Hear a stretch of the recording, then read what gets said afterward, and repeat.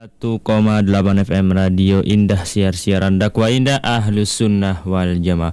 Pendengar yang semoga dirahmatullah azza wa jalla, ya alhamdulillah tadi telah kita ikuti bersama indahnya pagi kisah ya. Semoga dari kisah yang telah kita ikuti bisa menjadi ibroh. Semoga kita bisa mengambil ibroh dari kisah yang tadi telah diputarkan.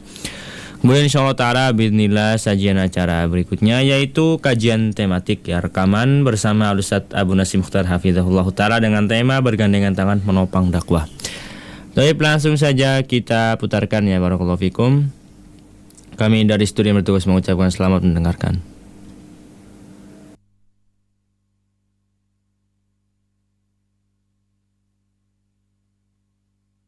Bismillahirrahmanirrahim. Innal hamdalillah nahmaduhu wa nasta'inuhu wa nastaghfiruh wa na'udzu billahi min syururi anfusina wa min sayyiati a'malina. Man yahdihillah fala mudhillalah wa man yudlil fala hadiyalah. Asyhadu an la ilaha illallah wahdahu la syarikalah wa asyhadu anna Muhammadan abduhu wa rasuluhu la nabiyya ba'dah. Yaqulullahu azza wa jal fil Qur'anil Karim, ya ayyuhalladzina amanu taqullaha haqqa tuqatih wa la tamutunna illa wa antum muslimun. Fa inna asdaqal hadits kitabullah wa khairal huda huda nabiyyina Muhammadin sallallahu alaihi wasallam wa syarrul umur muhdatsatuha fa inna kulla muhdatsatin bid'ah wa kulla bid'atin dhalalah wa kulla dhalalatin finnar. Ma'asyiral muslimin, ikhwati fillah rahimakumullah. Salah satu kunci dari beberapa dan banyak kunci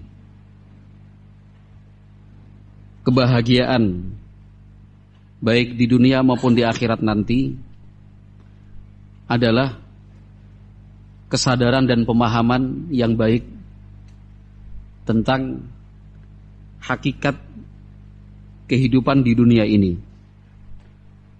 Untuk apa kita diciptakan? Hikmah apa yang harus dicapai dan diwujudkan? Ini hal yang paling prinsip dan sangat mendasar. Seseorang yang tidak memahami ini dengan baik ibarat orang yang berjalan di tengah kegelapan tanpa cahaya, walaupun setitik. Tidak ada pelita yang menerangi. Yang ia rasakan adalah ketakutan dan kekhawatiran. Berbeda dengan mereka yang faham baik dan mengerti betul hakikat kehidupan dunia dan untuk apa dia diciptakan. Ibarat orang yang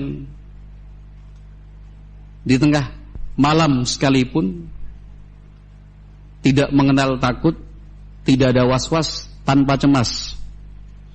Karena dia punya cahaya, punya penerang dalam gelap gulita. Tidak ada lubang, kecuali dia tahu itu adalah lubang, sehingga bisa dihindari. Ada kerikil dan batu besar, bisa dia lihat itu adalah kerikil atau batu besar, sehingga bisa dia menyingkir. Gelap gulita, tapi baginya terang benderang. Dia tahu betul akan kemana dia berjalan. Dia faham dan mengerti melalui rute apakah ia menempuh perjalanan. Ikhwati fillah rahimani wa rahimakumullah. Satu ayat yang selalu diulang, bahkan mungkin bagi sebagian kita itulah ayat pertama yang kita kenal, ayat pertama yang kita kaji setelah Allah subhanahu wa ta'ala memberikan hidayah mengenal sunnah Nabi sallallahu alaihi wasallam. Ayat yang dihafal betul bahkan oleh anak-anak kita yang kecil sekalipun, yaitu firman Allah subhanahu wa ta'ala, wa ma khalaqtul jinna wal insa illa liya'budun. Artinya kita sudah sama-sama tahu, yaitu tidaklah aku ciptakan jin dan manusia illa liya'budun, kecuali agar mereka menjalankan ibadah untukku. yaitu beribadah kepada Allah Subhanahu wa ta'ala. Itulah tujuan kita diciptakan di dunia ini. Bukan untuk semata-mata bersenang-senang, bukan hanya untuk menghabiskan umur dan usia, memuaskan syahwat dan nafsu belaka. Tidak benar demikian. Ayahsabul insanu an yutraka suda? Apakah manusia itu menyangka dia diciptakan begitu saja sia-sia, tanpa perintah yang harus dia laksanakan, tanpa larangan yang tidak boleh dia langgar? Kita terus diingatkan dengan hal-hal yang seperti ini. Pada puncaknya, seperti yang Allah Azza wa Jalla firmankan, Qul inna salati wa nusuki wa mahyaya wa mamati lillahi rabbil alamin. Itu puncak dari ibadah. Ketika seorang hamba terpatri kuat di dalam hatinya, telah mendarah daging pada dirinya, orientasinya, cita-cita dan tujuannya hanya wa mahyaya wa mamati lillahi rabbil alamin. Hidup dan matiku hanyalah untuk Allah Rabbul Alamin, bukan untuk yang lain. Ini bukan sesuatu yang sederhana, ini sangat besar sekali. Ayat-ayat yang saya bacakan tadi bukan ayat-ayat biasa, tapi ayat-ayat yang dahsyat. Kalau kita resapi, kita hayati, kita bisa menjawab, untuk apa kita hidup di dunia ini? Apalagi yang ingin kita kerjakan? Apalagi yang akan kita lakukan kalau bukan mewujudkan tujuan kita diciptakan, yaitu beribadah kepada Allah Subhanahu wa ta'ala dengan tauhidullah azza wa jal sebagai wujud ibadah yang tertinggi. Maka hendaknya kita saling mengingatkan satu sama lain, saling mendorong, memberikan semangat, agar yang kita pikirkan adalah ibadah apa yang bisa saya lakukan, pintu ibadah mana yang bisa saya masuki, ruang ibadah mana yang bisa saya pilih. Tidak mau ketinggalan, tidak ingin terlewatkan. Yang dia pikir pokoknya ibadah, dan terus ibadah. Perlu diingat bahwa ibadah itu bukan hanya ruku dan sujud. Ibadah itu bukan hanya salat dan puasa, tapi ibadah itu sangat luas cakupannya. Ibadah itu beraneka ragam macamnya, yang kemudian diintisarikan dan didefinisikan oleh Syekhul Islam Ibnu Taimiyah rahimahullahu ta'ala adalah ismun jami'un likulli ma yuhibbuhu Allah wa yardah minal aqwali wal af'al adh-dhahirati wal batinah. Itulah definisi ibadah. Ismun jami'un. Ibadah itu sebuah istilah yang sifatnya jami'un, mencakup apapun itu. Yuhibbuhullahu wa yardah, dicintai dan diridhoi Allah Subhanahu wa ta'ala. Itu namanya ibadah. Apapun yang Allah cintai dan semua yang Allah ridhoi, itulah yang disebut dengan ibadah. Apa saja bentuknya, minal aqwali wal af'al. Bisa dalam bentuk lisan, kata-kata, ucapan, maupun juga perbuatan. Al-zahirati wal batinah, lahir batin, yang tersembunyi, tidak ada orang lain yang tahu, maupun yang kita lakukan banyak orang melihat dan mendengarnya. Asalkan itu dicintai dan diridhoi Allah Azza wa Jalla, itu yang disebut dengan ibadah. Jangan sampai kita memahaminya sempit. Tiap mengikuti kajian ibadah. Nah, kalau ibadah terus, kerjanya kapan? Ibadah terus kapan ngurusi keluarga? Ibadah terus kapan mengelola sawah dan toko? Itu akibat memahami ibadah sempit. Mengurusi keluarga pun ibadah. Mengelola toko dan sawah pun bisa bernilai ibadah. Bahkan makan, minum, olahraga, tidur pun bisa bernilai ibadah. Jangan sampai yang terbayang dalam benak kita, dalam pikiran kita bahwa ibadah itu cuma di masjid aja. Ibadah itu ada yang sifatnya maliyah, harta, materi. Ada yang sifatnya badaniyah, fisik, ya kan, tenaga.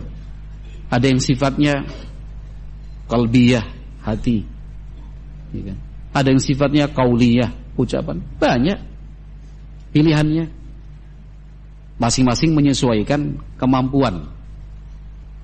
Tetapi yang paling terpenting adalah bagaimana kita berpikir untuk terus hidup dalam ibadah kepada Allah Subhanahu wa taala.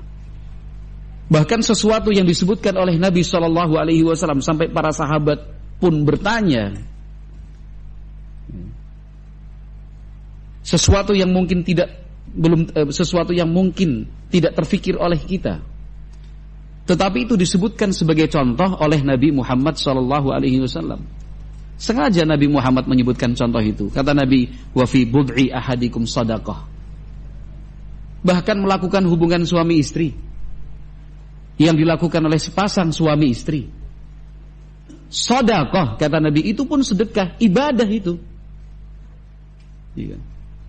Sampai para sahabat bertanya, ya Rasulullah, wahai Rasulullah, ayati ahaduna syahwatahu, apakah kami menunaikan syahwat, melepaskan kesenangan, itu juga tercatat sebagai sedekah dan berpahala? Sahabat bertanya.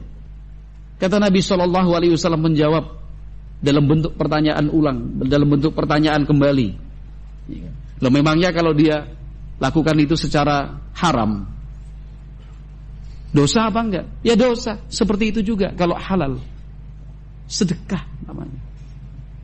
Ini penting, ikhwati fillah, barakallahu fiikum, agar kita tidak merasa dipersempit geraknya, agar kita tidak menganggap terlalu banyak beban.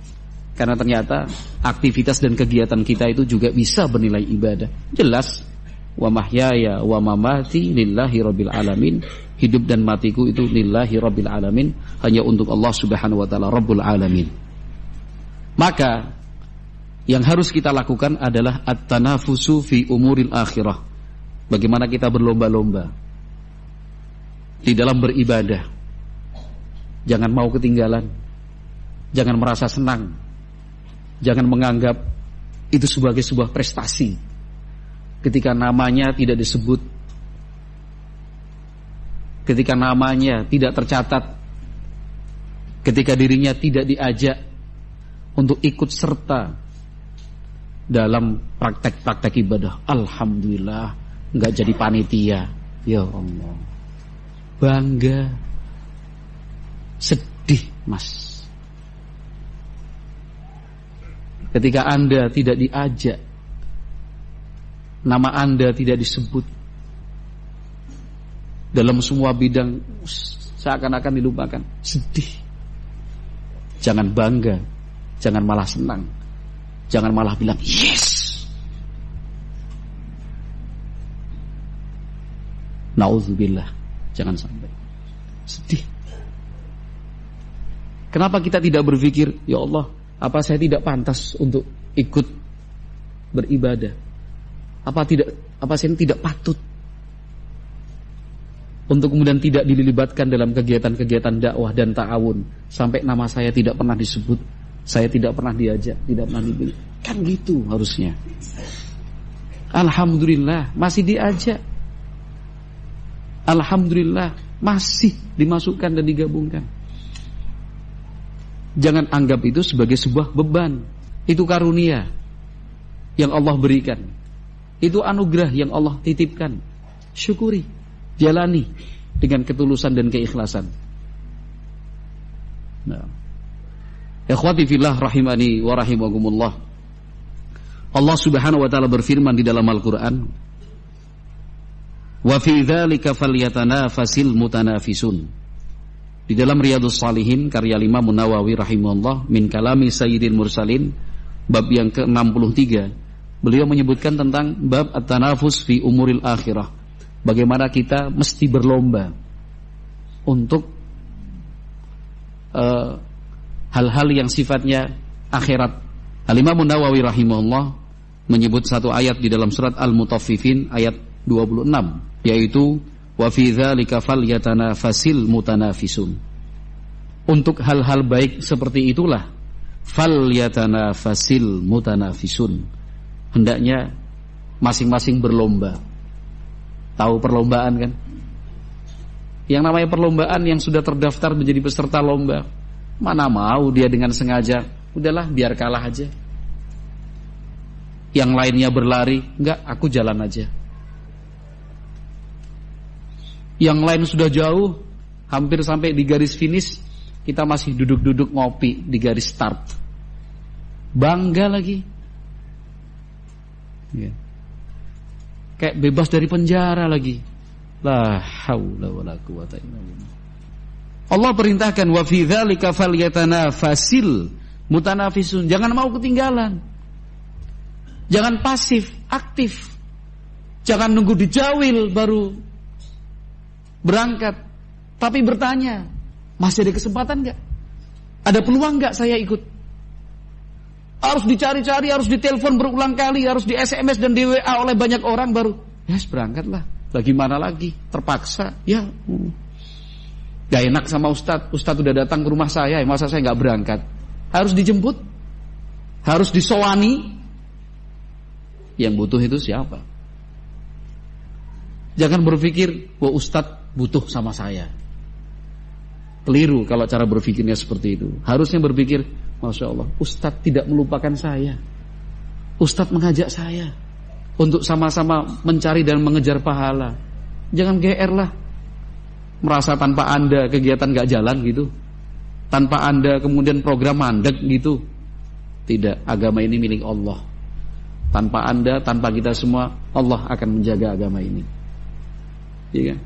Kalau kita tidak melaksanakan tugas dan kewajiban, kalau kita tidak ikut aktif dalam kegiatan-kegiatan ibadah, fasawfa ya'tillahu biqaumin yuhibbuhum wa yuhibbuna. Allah akan ganti kita, akan Allah datangkan kaum mereka mencintai Allah dan Allah mencintai mereka. Jangan bangga. Ikhwati fillah rahimani wa rahimakumullah. Para sahabat radhiyallahu anhum ajmain adalah teladan untuk kita semua. Mereka yang berlomba-lomba, tidak mau ketinggalan. Padahal ada di antara mereka, di antara para sahabat yang sebenarnya termasuk ahlil a'dzar. Mereka itu Allah beri uzur. Sekalipun tidak ikut, meskipun tidak terlibat, Allah maafkan. Kaum muslimin memaklumi. Orang-orang cacat misalnya. Para sahabat di zaman Nabi tidak sedikit yang cacat fisik. Tapi bagi mereka yang cacat itu, para sahabat Nabi, apa kemudian bangga, senang karena punya alasan yang bisa diterima dan dimaklumi? Mereka justru bersedih. Dan mereka bersemangat untuk tetap ikut. Apapun caranya, seperti apapun resikonya. Yang punya uzur syar'i itu saja bersedih. Lalu kenapa kita yang tidak punya uzur syar'i mencari-cari alasan? Aduh sibuk, aduh berat, aduh gak punya pengalaman, aduh gak bisa bicara, aduh malu. Bagi-bagi tugas, tebar majalah, ya kan? Jenengan ke kantor kelurahan, aduh isin nyong, gak bisa bicara. Bisu antum? Ya enggak sih. Terus apa? Gak bisa bicara. Sini, 1 jam ke rumah saya tak latih bicara. Tulis, catat, hafalkan. Ada alasan yang lain? Ternyata alasan yang dicari-cari. Ya kan? Apa alasannya? Dakwah kok. Biar ustadz aja lah. Kan masih ada yang lebih tua. Yang kita cari yang lebih muda. Ya kan? Kan sudah ada yang pengalaman. Ya kita pengen nambah orang yang berpengalaman, bukan cuma yang itu-itu aja. Ada alasan yang lain? Apa ya? Gitu. Kalau cuma menjawab alasan, insya Allah kita bisa menjawab alasan-alasan seperti itu, ya kan? Kita sebenarnya nggak punya alasan, kan itu. Sekalipun kita punya alasan, kelihatannya kok pas, kelihatannya kok tepat. Apa nggak malu dengan para sahabat yang mereka itu Allah beri uzur? tapi mereka tetap ingin berangkat. Amr ibnul Jamuh radhiyallahu anhu pincang itu. Ya. Pincangnya bukan pincang biasa. Sudah. Ya. Pincang yang betul-betul mengganggu aktivitasnya. Tapi kan nggak mau ketinggalan, gugur di perang Uhud. Dihalangi, dicegah oleh anak-anaknya untuk tidak berangkat, biar kami aja anak-anaknya bapak yang berangkat. Iya kan? Kata bapaknya, perang Badar saya udah nggak ikut. Masa perang Uhud ketinggalan? Datang menemui Rasulullah SAW. Ya Rasulullah, saya ingin an ata al jannah bi'irjati hadhihi. Ya Rasulullah, saya ingin menginjakkan kaki di surga dengan kakiku yang pincang ini. Masya Allah. Itu tuh semangat dan militansinya para sahabat. Padahal yang akan dilakukan itu bukan bersih-bersih piring, bukan nyapu, bukan ngetik, ya kan? Nyun sewu, mohon maaf, orang yang pincang mungkin bersih-bersih piring bisa, mungkin ngetik komputer bisa. Ini berangkat perang, nyawa taruhannya, bukan perang-perangan. Tetap pengen berangkat loh. Alasan hujan lah, alasan panas lah, alasan capek lah. Emang lo aja yang capek? Para sahabat gak capek gitu. Ya justru itu yang membedakan. Mereka yang sama-sama capek tapi tetap semangat untuk beribadah, semangat untuk berdakwah, semangat untuk bertahun. Itu pembedanya. Wah, saya banyak pekerjaan. Memang yang berdakwah itu adalah pengangguran-pengangguran yang gak ada pekerjaan. Oh, ini keluarga gak bisa ditinggalkan. Yang lain gak punya keluarga. Memang yang berdakwah itu cuma yang bujang-bujang aja. Udahlah, gak usah cari-cari alasan. Bilang aja gak punya semangat, bilang aja sudah. Gitu selesai. Ya, daripada bohong, ya. Sudah. Kalau memang nggak bisa, terus terang aja, afan Ustaz, saya nggak mampu, saya nggak bisa. Oh ya wis, nggak usah cari-cari alasan. Jawab alasan-alasan itu. Ya.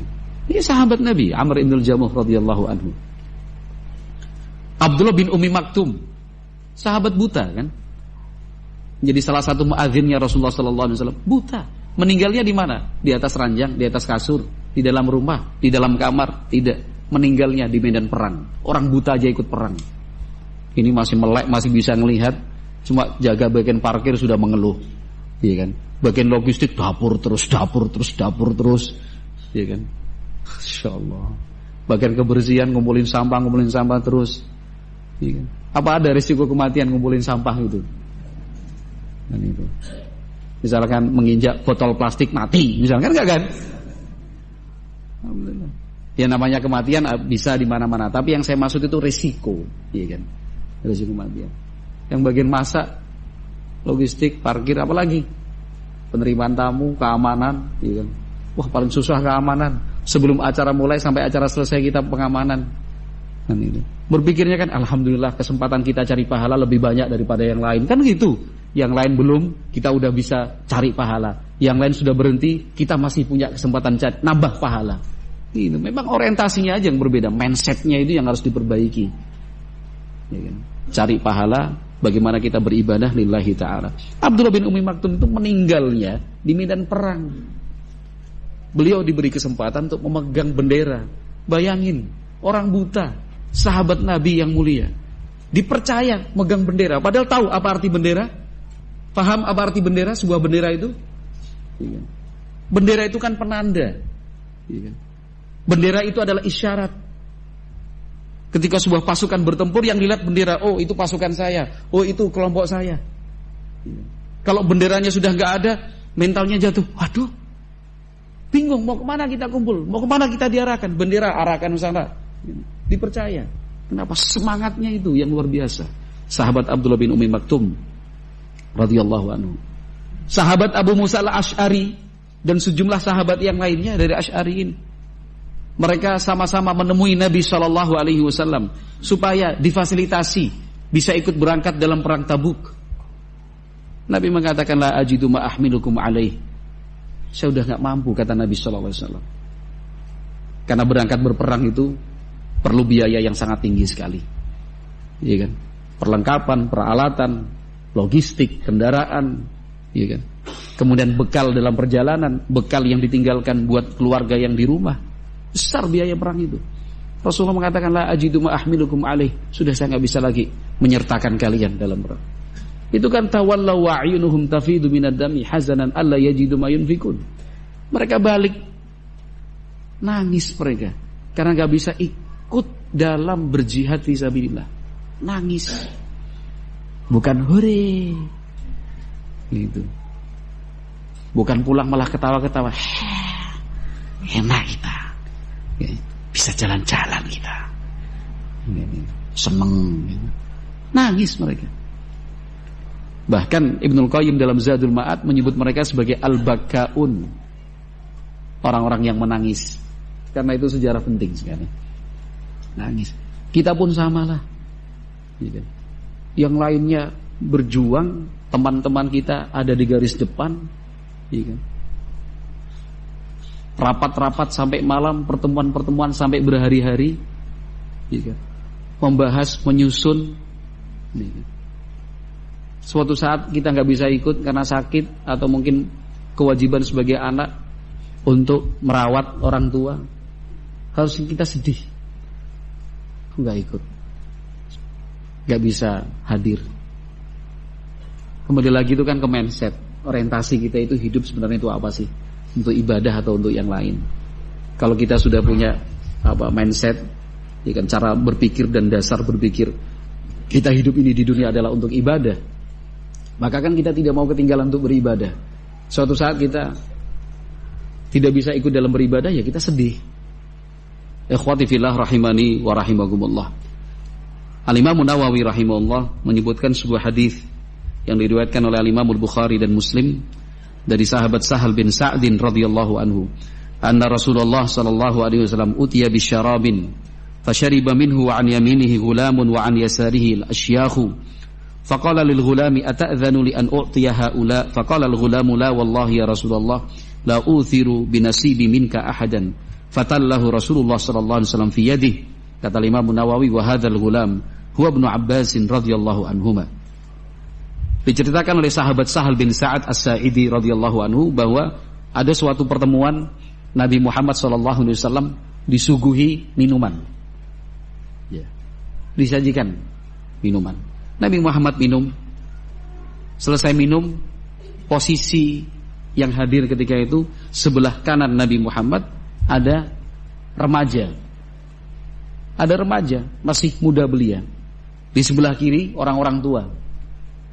Nabi SAW bertanya kepada anak muda yang ada di sampingnya, ya ghulam, ata'dzanu li an u'tiya haula? Apakah kamu izinkan kalau minuman ini saya serahkan kepada mereka yang tua di sebelah kiri? Karena memang aturan yang dibuat oleh Nabi SAW kalau makan minum kan gesernya ke kanan, bukan ke kiri. Iya. Berpindahnya itu ke kanan, bukan ke kiri. Maka Nabi Muhammad menghormati hak yang ada di sebelah kanan. Digesernya kan ke kanan, bukan ke kiri. Kan begitu ya. Makan, minum, geser ke kanan. Makan, minum, berpindah ke kanan, bukan ke kiri. Yang sebelah kanan Nabi masih anak muda, sebelah kirinya orang-orang tua. Nabi Muhammad hargai haknya yang muda. Nabi Muhammad alaihi salatu wasallam tetap meminta izin. Bayangkan, Nabi Muhammad minta izin kepada yang lebih muda. Ata'dzanu li an u'tiya haula? Kamu izinkan enggak kalau sisa minuman ini saya kasih buat yang tua-tua di sebelah kiri? Kata anak muda itu, yang kata Imam Nawawi yang dimaksud anak muda adalah sahabat Ibnu Abbas, la, tidak. Saya tidak izinkan wahai Rasulullah. Wallahi demi Allah, ya Rasulullah, wahai Rasulullah, la uthiru binasibi minka ahadan. Tidak akan mungkin saya merelakan itu bagian saya kepada orang lain. Itu padahal sisa Anda minum. Fatallahu Rasulullah sallallahu alaihi wasallam fi yadihi. Maka Nabi Muhammad pun menyerahkan tempat minum itu kepada sahabat Ibnu Abbas yang masih muda. Kita tirulah, kita teladanilah sahabat Ibnu Abbas radhiyallahu anhuma yang tidak mau mengalah dalam hal kebaikan. Iya kan? Pun jenengan mawon. Iya, monggo jenengan mawon. Kalau hujan misalkan, dingin, kasur terbatas, selimut terbatas, kita mengalah, monggo jenengan mawon, silakan. Antri makan, antri minum, antri kamar mandi, kita masih bisa tahan, oh silakan jenengan mawon. Tapi urusan ta'awun, kaitannya dengan dakwah, apa ya kita? Jenengan mawon. Ya harusnya sama-sama lah. Berlomba-lomba, bukan saling mempersilahkan. Judulnya saja at-tanafus, ayatnya saja falyatanafasil mutanafisun. Bukan untuk urusan dakwah, untuk urusan kebaikan salinglah mengalah satu dengan yang lain. Enggak, tapi berlomba. Tahu berlomba enggak? Enggak mau ketinggalan. Ya kan? Enggak mau ada di belakang. Enggak mau yang lain ada di depan. Pokoknya bareng-bareng, enggak bisa terus gitu. Dengan konsep saling mencintai, saling menyayangi, ukhuwah, bukan untuk saling menjatuhkan, bukan untuk saling menjegal. Lihat temannya maju depan, wah dilempar batu, ya kan? Lihat temannya jegal begini, ya kan? Lihat temannya dari belakang ketawa, ketinggalan kamu ya, bukan begitu. Tapi bagaimana dia tolong, dia bantu, ayo cepet lo bareng-bareng. Itu kan konsep al-musabaqah fil khair. Berlomba-lomba dalam kebaikan dalam Islam itu seperti itu, ya kan? Ada yang lebih baik dari dia ikuti, dia teladani. Ada yang di belakangnya, bukan kemudian dia hina, bukan dia rendahkan, tapi dia aja, ayo jangan ketinggalan, ayo tuh berangkat sama-sama. Ya kan? Kalau dia sudah luka, dia pincang, dibopong, dipanggur, dipapah. Itu konsep berlomba-lomba di dalam kebaikan. Lihat sahabat Ibnu Abbas, ya kan? Sampai mengatakan la wallahi, demi Allah bersumpah itu, enggak, urusan seperti ini saya enggak mau mengalah wahai Rasulullah. Ya, saya enggak mau mengalah. Urusan kebaikan kok. Pahalanya itu banyak sekali. Diminta untuk mengurus perizinan atau katakan pemberitahuan sebuah kegiatan daurah misalkan. Ya. Antum ajalah, antum baiklah. Lah antum kenapa sih? Aduh antum baik. Pahalanya banyak loh mas. Ya. Terselenggara atau tidaknya acara itu kan sangat terkait dengan perizinan. Nggak mungkin kan? Dan kita tidak diajari oleh ustadz-ustadz kita. Kalau izin tidak keluar kemudian kita tetap paksa mengadakan acara, nggak ada. Asatidzah kita tidak mendidik seperti itu. Tetap ikuti aturan. Kalau tidak diizinkan ya sudah. Pahalanya banyak. Bagian kebersihan seperti itu, logistik pun demikian, parkir juga sama, keamanan pun demikian, peralatan dan perlengkapan pun sama. Ikhwati fillah rahimani wa rahimakumullah. Semangat dari sahabat Ibnu Abbas radhiyallahu anhuma ini harus kita ingat. Makanya kalau sudah urusan kebaikan, ibadah dan dakwah, jangan mau ketinggalan. Jangan mau dan jangan rela ada di belakang. Maka kalau kita ingin mengklasifikasikan mereka-mereka yang terlibat dalam ta'awun, akhirnya kan akan terbagi menjadi dua saja. Ada yang aktif, ada yang pasif. Kan begitu kenyataannya. Realitanya seperti itu. Ada yang aktif berta'awun, ada yang pasif berta'awun. Ada yang terus bergerak, ada yang berdiam diri. Maka kepada yang pasif, pertama, jangan lewatkan peluang dan kesempatan untuk meraih pahala sebanyak-banyaknya. Karena kita akan rugi sendiri. Kita akan rugi sendiri. Kegiatan-kegiatan ta'awun itu sebenarnya kebaikannya akan berpulang kepada kita sendiri, bukan kepada orang lain. Allah Azza wa Jalla berfirman, "In ahsantum ahsantum li anfusikum wa in asatum falaha." Jelas. In ahsantum, kalau kamu berbuat baik, ahsantum li anfusikum. Itu sama artinya kamu berbuat baik untuk dirimu sendiri. Wa in asatum falaha. Kalau engkau berbuat buruk, ya kamu sendiri yang menanggung akibatnya. Jadi ketika kita aktif dalam berta'awun, itu artinya untuk kebaikan diri kita sendiri. Kalau kita pasif, orang lain tidak rugi, yang rugi kita sendiri. Maka jangan lewatkanlah kesempatan dan peluang untuk mendapatkan pahala itu. Minimalnya jangan lewatkan kesempatan dan peluang untuk dikumpulkan bersama orang-orang baik, dekat dengan orang-orang saleh. Yang kedua, bagi mereka yang pasif dalam berta'awun, perlu diingat bahwa bekal yang bisa dibawa dalam perjalanan panjang menuju akhirat dan di akhirat nanti hanya satu, amalan soleh, tidak ada yang lain. Maka kumpulkan bekal itu secukup-cukupnya. Nabi Muhammad SAW bersabda, yatba'ul mayyita thalatha, yarji'u uthnan wa yabqa wahid, yarji'u maluhu wa ahluhu wa yabqa amaluh. Hadis Anas bin Malik muttafaqun alaih. Kata Nabi SAW, kalau orang itu meninggal dunia, dihantarkan ke kuburnya, dua yang mengantarnya akan pulang kembali, tidak akan menemaninya.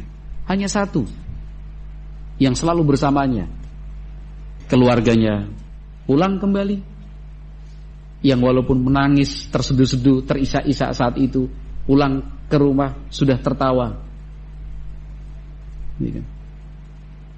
Hartanya pun seperti itu. Mobil yang dia punya ikut dalam rombongan takziah.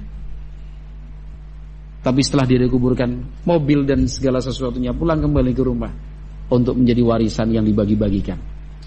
Yang menemani dia cuma amalan soleh di dalam kuburnya. Nah, bekal kita sudah cukup atau belum? Ibnul Qayyim Al-Jauziyah rahimahullah dalam kitabnya Idatus Sabirin wa Zakhiratus Syakirin itu menyebut satu dari sekian banyak perumpamaan kehidupan dunia dengan tadi. Ada seseorang yang punya 3 orang teman, 4 orang bersahabat, saling bersaudara bahkan. Tiba giliran dia mau tidak mau harus melakukan perjalanan panjang dan jauh, ya kan? Ketiga sahabatnya dikumpulkan, disampaikan keinginannya, saya mau pergi jauh sekali, perjalanannya sangat panjang, saya butuh bantuan kalian, saya memerlukan kalian, tolong temani saya. Yang pertama mengatakan, oh sorry, maaf, pertemanan kita cukup sampai di sini, saya nggak bisa bantu kamu, apalagi menemani kamu. Ya sudah, pergi dia. Yang kedua mengatakan, saya bisa bantu kamu mempersiapkan segala sesuatunya. Ketika kamu pergi, kita harus berpisah. Saya nggak bisa menemanimu dalam perjalanan, tapi saya akan bantu kamu untuk persiapan-persiapan itu. Yang ketiga mengatakan, aku bersamamu, sehat dan sakitmu, susah dan senangmu, akan aku temani engkau sampai di negeri tujuanmu. La ufariquka abadan, saya tidak akan berpisah dan meninggalkan dirimu. Kata Ibnul Qayyim Al-Jauziyah rahimahullah, yang pertama itu adalah harta. Gak akan menemani kita dalam perjalanan panjang menuju akhirat, yaitu kematian. Yang kedua adalah keluarga. Keluarga ikut menghantarkan kita ke kuburan, tapi setelah itu pulang. Yang ketiga adalah amaluh, amal perbuatannya. Kata orang tadi kepada yang ketiga, selama ini aku menyia-nyiakanmu, selama ini aku kurang memperhatikanmu, padahal engkaulah yang setia menemaniku. Begitulah kita. Kita mengurusi sesuatu yang tidak akan membantu kita. Lah, kesempatan berta'awun itu kan kesempatan kita mengumpulkan bekal secukup-cukupnya. Kok kemudian dilewatkan begitu saja? Bahkan berusaha untuk sembunyi dan menghindar, ya kan? Apalagi bangga, ya kan? Senang, tidak terkira, seakan-akan bebas dan selamat dari malapetaka, ya kan? Alhamdulillah nggak kepilih. Oh iya, jenenge nyorana. Harusnya kan tanya, loh Ustaz, anak kok nggak dimasukin? Anak siap loh nyupir. Oh iya, nama antum belum masuk. Masuk ya, alhamdulillah. Bisa nih nyupir sih. Harus punya SIM loh tapi ya. Iya kan? Loh Ustaz, saya biasanya bagian sound system, kok nama saya nggak disebut? Loh kemarin nggak ditulis, nama antum disebut. Loh tapi nggak ditulis. Ya udah tulis, tambahin. Alhamdulillah bagian sound system. Gitu. Bukan alhamdulillah tahun ini libur, tahun ini bisa santai-santai. Lah, bekal kita masih kurang. Itu 2 poin bagi mereka yang pasif. Bagi mereka yang aktif, mari kita ingat selalu firman Allah Azza wa Jalla, yamunnuna 'alaika an aslamu qul la tamunnu 'alayya islamakum balillahu yamunnu 'alaikum an hadakum lil iman. Mereka di zaman Nabi alaihi salatu wasallam yang dimaksud dalam ayat ini, tapi kita juga masuk di dalamnya. Mereka ya Muhammad yamunnuna 'alaika an aslamu, mereka seakan-akan sudah berjasa karena sudah masuk Islam. Seolah-olah mereka punya peran dan andil karena sudah masuk Islam. Seakan-akan kamu yang berhutang kepada mereka. Qul la tamunnu alayya islamakum. Jelaskan, sampaikan kepada mereka, la tamunnu alayya islamakum. Dengan Islammu jangan sampai engkau merasa sudah punya peran. Jangan sampai engkau sudah merasa punya jasa. La tamunnu alayya islamakum. Balillah yamunnu alaikum. Tetapi Allah Subhanahu wa taala yang sudah memberi banyak kenikmatan untukmu, an hadakum lil iman. Karena Allah sudah berikan hidayah untuk kalian bisa beriman. Jangan merasa punya jasa untuk Islam lah. Jangan merasa punya jasa untuk dakwah lah. Ini saya yang merintis, saya yang bekerja keras siang dan malam. Kalau tidak ada saya, nggak tahu apa jadinya nanti. Kalau nggak ada saya, program pasti mandek. Kalau nggak ada saya, program terbengkalai. Saya. Jangan. Tetapi kita bersyukur, an hadakum lil iman. Allah sudah beri hidayah untuk kita bisa beriman, bisa berislam. Ayo kita syukuri. Jangan dibalik arahnya. Tapi kita yang harus bersyukur. Iya, kita punya banyak hutang kepada Islam ini.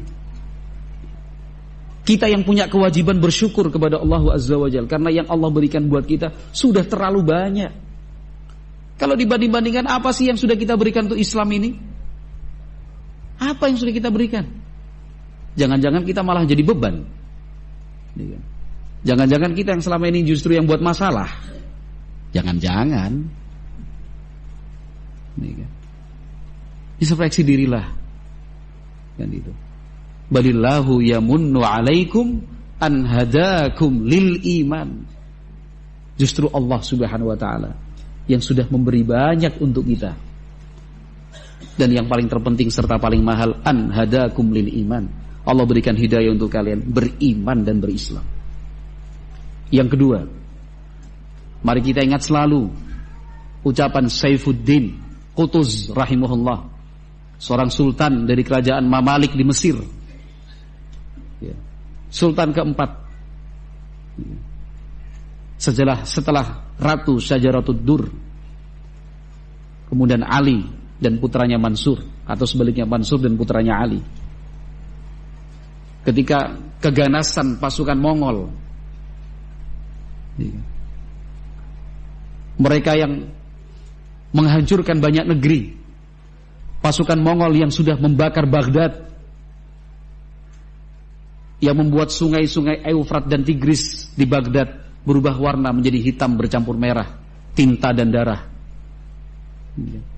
Mereka yang membunuh, mereka yang menghina dan menghancurkan kehormatan kaum muslimin sampai kemana-mana. Bukan cuma umat Islam yang mereka serang, orang-orang Kristen Nasrani pun mereka hancurkan. Sampai ke Eropa, sampai kemana-mana, sampai ke Cina. Ketika semua orang sudah menyatakan menyerah, ketika Baghdad dengan Khalifah Abbasi yang terakhir Al-Musta'sim Billah menyerah, keluarga kerajaan lari.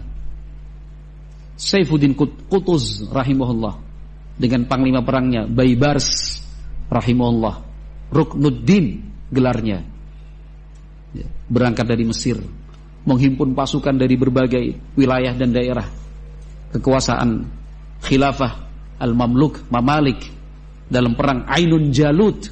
Kekalahan pertama dirasakan pasukan Mongol. Bahkan orang-orang Eropa, mereka pun merasa bahagia dan senang, karena kalau tidak kalah saat itu, kemungkinan besar pasukan Mongol pun akan menghancurkan Eropa. Kalah mereka. Ketika mental itu runtuh, semangatnya jatuh, bagaimana pusat kerajaan Abbasiyah saja hancur, gak bisa melawan, berapa yang tersisa? Tapi kata-kata penyemangatnya Saifuddin Qutuz rahimahullah, illam nakun nahnu faman lil Islam. Kalau bukan kita yang memperjuangkan, lalu siapa yang akan memperjuangkan Islam? Kita berharap kepada ahlul bid'ah, kita berharap kepada politikus-politikus mengatasnamakan dakwah, kita berharap kepada pelaku-pelaku maksiat, kita berharap kepada hizbiyun untuk memperjuangkan Islam. Bukan kita sombong, tapi supaya kita menyadari bahwa Allah telah memilih kita. maka manfaatkan dan syukuri pilihan Allah itu. Menang dalam perang Ain Jalut. Ya kan? Sesuatu yang tidak pernah terbayang sama sekali. Pasukan Mongol kalah, dipancing oleh Panglima Baibars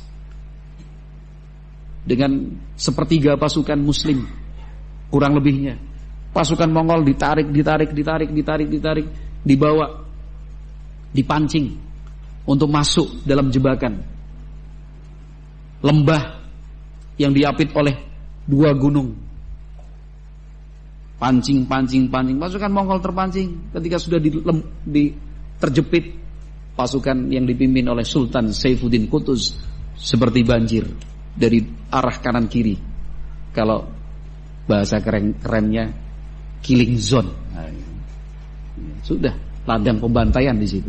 Wah, nggak bisa apa-apa. Hancur mereka. Semangatnya itu luar biasa. Ya kan? Para ulama hadir di sana. Ya kan? Al-Izz Abdus Salam di sana. Ya kan? Kita mengenal nama ulama Al-Izz Ibn Abdus Salam di sana. Rahimahullahu ta'ala. Itu kata-katanya. Kalau bukan kita, siapa yang akan memperjuangkan Islam ini? Ikhwati fillah rahimani wa rahimakumullah. Itu yang bisa saya sampaikan, mudah-mudahan bermanfaat. Semoga Allah Subhanahu wa taala meridhai apa yang diperjuangkan untuk agama ini. Mudah-mudahan kita semua tercatat nantinya sebagai syuhada, ya, yang gugur dalam perjuangan membela agama, membela Islam, baik dengan fisik maupun dengan ilmu, ya kan? Semoga Allah kabulkan. Subhanakallahumma wa bihamdika asyhadu an la ilaha illa anta astaghfiruka wa atubu ilaik. Assalamualaikum warahmatullahi wabarakatuh. Indah Siar Idaatul Islamiyah Ahlus Sunnati wal Jamaah.